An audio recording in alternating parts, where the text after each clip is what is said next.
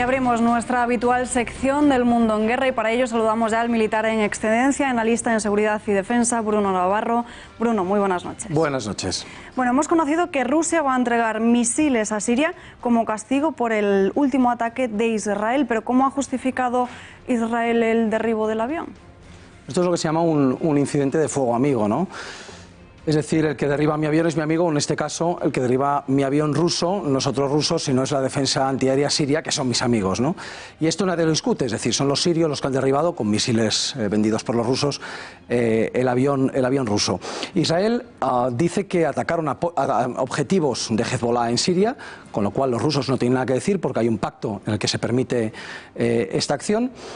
Y que avisaron a los rusos antes de proceder al ataque, como está reglamentado entre ellos y está acordado que hay que avisar con tiempo para que los rusos puedan salir de ese área tanto y cuidar de sus tropas en tierra como eliminar, sacar a los aviones de allí, ¿no? Lo que los rusos alegan es que eso no fue así, que por un lado no avisaron antes, sino a la vez, el mismo minuto que los israelíes estaban bombardeando esos objetivos, estaban avisando los rusos, el mismo minuto. Y esto parece que sí fue así y parece por lo tanto que no han cumplido el pacto, ni no dio tiempo a sacar a ese avión ruso de la zona. Y la segunda parte, que actualmente los israelíes lo niegan y es difícil de saber si es así o no, los rusos alegan que esos 4 aviones israelíes una vez ya eran atacados por los misiles sirios, se escudaron en el avión, en el grande y pesado avión de inteligencia electrónica ruso, para que, por un lado, pensando que los sirios no iban a lanzar misiles habiendo un avión ruso en la zona, un avión amigo, y que, por otra parte, les serviría de escudo porque podría atraer el fuego de esa batería en vez de sus aviones, ¿no? Como al final así sucedió. ¿Quién miente? Es difícil decir, pero al final quien ha puesto los muertos son los rusos y tiene toda la verosimilitud lo que están diciendo. Por lo tanto, bueno, no me aventuraría a decir nada, pero tiene más pinta de ser lo que dicen los rusos, que tienen razón y por lo tanto las consecuencias que se están sacando de esto, la venta de esos nuevos sistemas que van a vender a los sirios más avanzados, pues tendría toda la lógica del mundo después de haber perdido un gran avión y 15 hombres. ¿Cuál es ahora mismo la situación en Siria? ¿Podría reavivarse la guerra? Bueno, reavivarse yo creo que no. Evidentemente esto es una escalada, hay una escalada, pero es una escalada localizada entre dos potencias ajenas al conflicto, si podemos decirlo, son Rusia e Israel.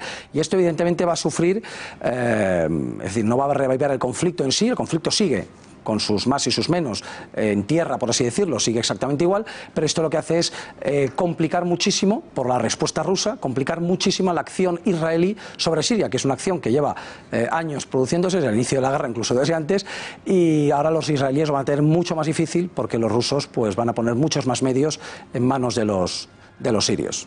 Entonces, ¿hasta qué punto es responsable Israel de todo lo que está sucediendo en Siria? Bueno, yo no diría que Israel es responsable, ¿no?, de todo lo que pasa en Oriente Medio, ¿no? Y de esta guerra tampoco, ¿no? Al final es una guerra civil con muchas connotaciones regionales y mundiales en las que todo el mundo está implicado y los israelíes tienen su parte de responsabilidad, ¿no? Porque a fin de cuentas Israel ha sido muy beneficiado por esta guerra que ha mantenido durante todos estos años alejados los peligros de sus archienemigos, que son Irán, Siria, Hezbollah, que recordamos que es el grupo terrorista principal de Líbano y que tiene como su enemigo principal a Israel, y a todo tipo de yihadismos suníes, Estado Islámico, Al-Qaeda, etcétera, que pululan por la región. Es decir, como se estaban pegando entre ellos en las guerras de Siria e Irak, no han puesto sus ojos, nadie ha puesto sus ojos en Israel. Y esto Israel lo agradecía enormemente, y no solamente lo agradecía, sino que es acusada frecuentemente de haber ayudado, impulsado, financiado y protegido a muchos grupos terroristas yihadistas que han ido combatiendo en Siria. Es muy fácil que lo haya hecho, muy probable, porque nosotros mismos, Occidente, lo hemos hecho de forma pública y notoria, apoyando durante años, ahora en menor medida, pero durante la peor etapa de la guerra hemos estado apoyando a grupos yihadistas sin ningún pudor ni rubor, ¿no? Lo que hay realmente ahora mismo, la política de Israel en todo este todo este embrollo en el que, como digo, se sienten seguros porque todos se están pegando, hay una parte que no le gusta nada, y es que al haber guerra en Siria, Irán y Hezbollah han puesto muchas tropas en Siria y como son sus archienemigos están cerca de la frontera. Para esto llega un acuerdo con Putin, fíjate.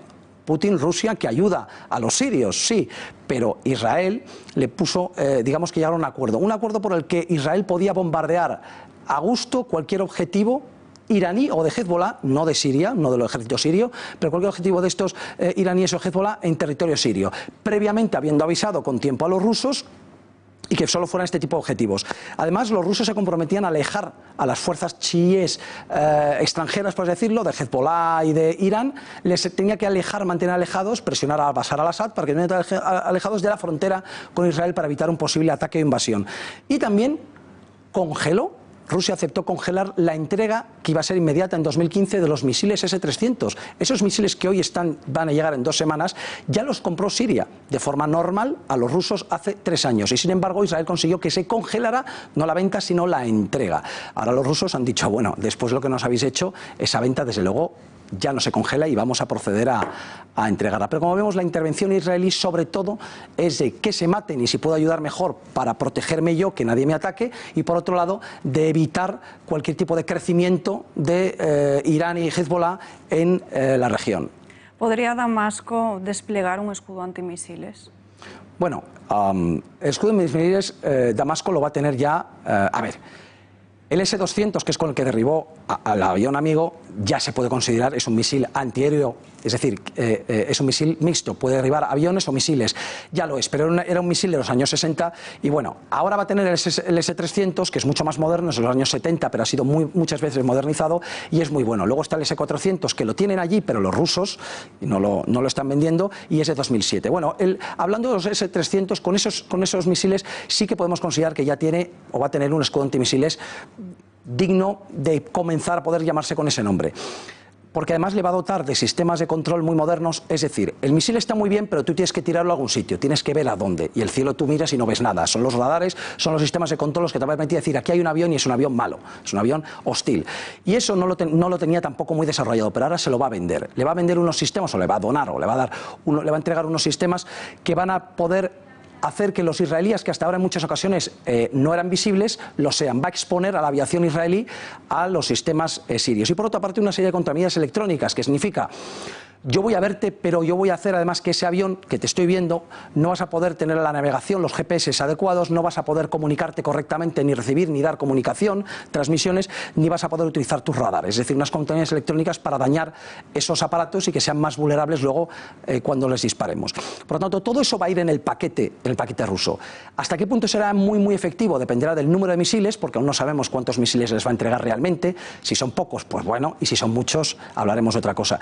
Y tampoco sabemos, y esto es muy importante, la calidad de los operadores que día a día estén operando esos sistemas. Tienen que ser muy buenos y operar en muy poco espacio de tiempo, con mucha rapidez, como digo, para vencer esas amenazas, ¿no? Luego, la formación y el número de esos misiles será lo que nos haga decir dentro de 1 mes, 2 meses, 3 meses, si realmente hay un escudo efectivo.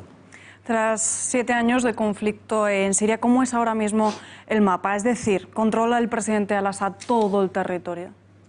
Bueno, el mapa de Siria ahora es bastante menos complejo que hace, yo creo que lo estamos viendo en pantalla, y es menos complejo que hace unos meses, ¿no? Vemos la parte roja es la zona que controla ya Bashar al-Assad, que controla el gobierno de Siria. Es mejor no hablar de Assad, porque en el fondo es el presidente de un país, el país se llama Siria, ¿no? Siria controla la parte roja, hemos visto que ha limpiado, por lo tanto, infinidad, docenas de bolsas yihadistas, ha ido eliminándolas, ¿no? Le queda, como vemos, un par de manchas negras al sur, una manchita negra al sur y otra al este del país más grande. Esos son el Estado Islámico. Le quedan esas 2 bolsas para que, bueno, las irá limpiando poco a poco, pero ahora se está centrando en otra parte. Y luego vemos una gran bolsa verde abajo, verde claro. Esa es una bolsa de yihadistas, pero que están apoyados, yihadistas, digamos, más moderados, pero también yihadistas, que están apoyados por la coalición internacional, por Estados Unidos, y por lo tanto Assad ahora mismo no puede atacar, no puede invadir esa zona de su propio territorio, porque Estados Unidos se le pondría en contra. Vemos la gran mancha amarilla, que son los kurdos, kurdos más algunas tribus árabes suníes y que están combatiendo en las SDF, las Fuerzas Democráticas Sirias, que básicamente son lo que conocemos con los kurdos, apoyados también por la coalición internacional. ¿Qué significa esto?